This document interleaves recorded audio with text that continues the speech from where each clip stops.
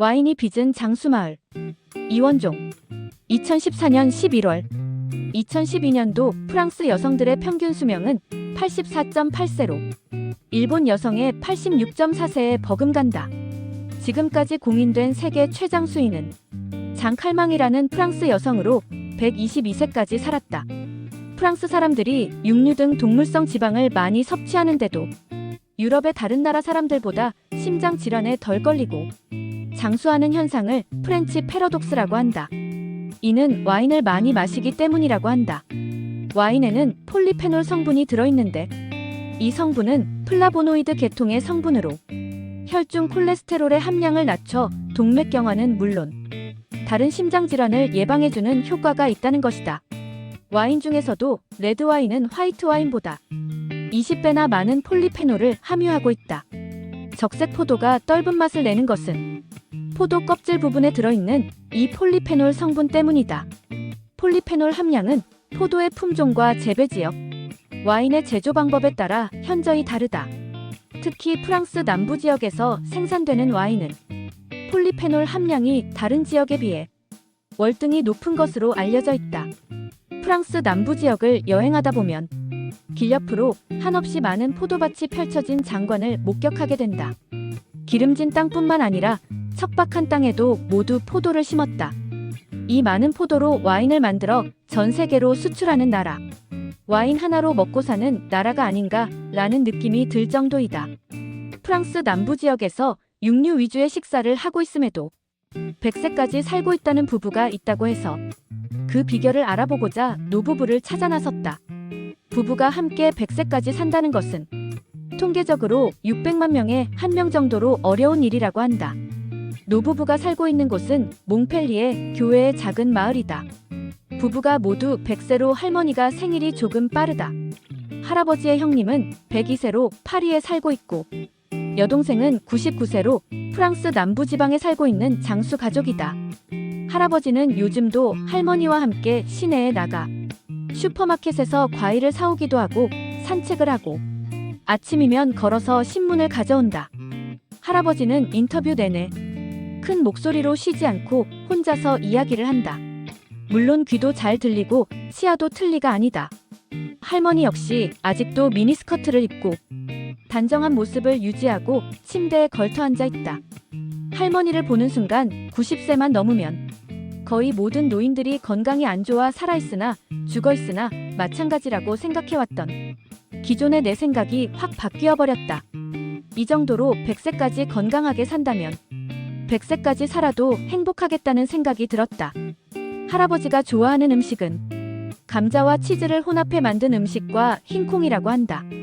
채소를 좋아하지만 버섯은 싫어한다고 한다. 할머니는 어렸을 때에 어머니가 사과파이를 자주 만들어줘서 지금도 사과파이를 즐겨 먹는다고 한다. 아침에는 프랑스빵과 버터로 식사를 하고 커피를 즐긴다.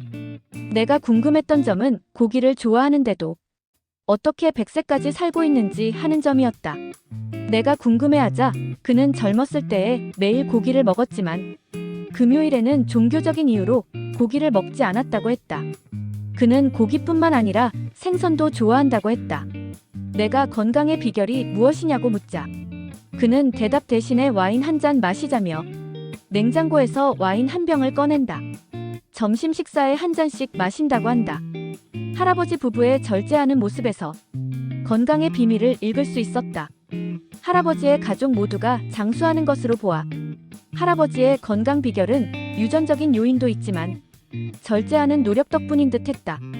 고기를 좋아하지만 와인을 적당하게 마셔 콜레스테롤 수치를 유지하고 쉬지 않고 운동을 하며 기억력을 유지하기 위해 글자 맞추기를 하는 등 그의 쉬지 않는 노력이 장수의 원인일 수 있겠다는 생각이 들었다. 할아버지는 우리나라의 도시에 살고 있는 많은 사람들에게 좋은 모델이 될 수 있을 것이다. 노부부를 보면서 느낀 점은 열심히 노력한다면 100세까지도 부부가 아름다운 모습을 유지하면서 건강하게 살 수 있다는 것이다. 프랑스에서 안내를 해준 몽펠리에 대학의 프레드릭 박사 부부와 함께 프랑스 전통 식당인 르비유프르를 찾았다. 전체로 달걀간을 삶아서 양념을 해 틀에 굳힌 요리와 아주 작은 오이를 절여 만든 피클 등이 나왔다.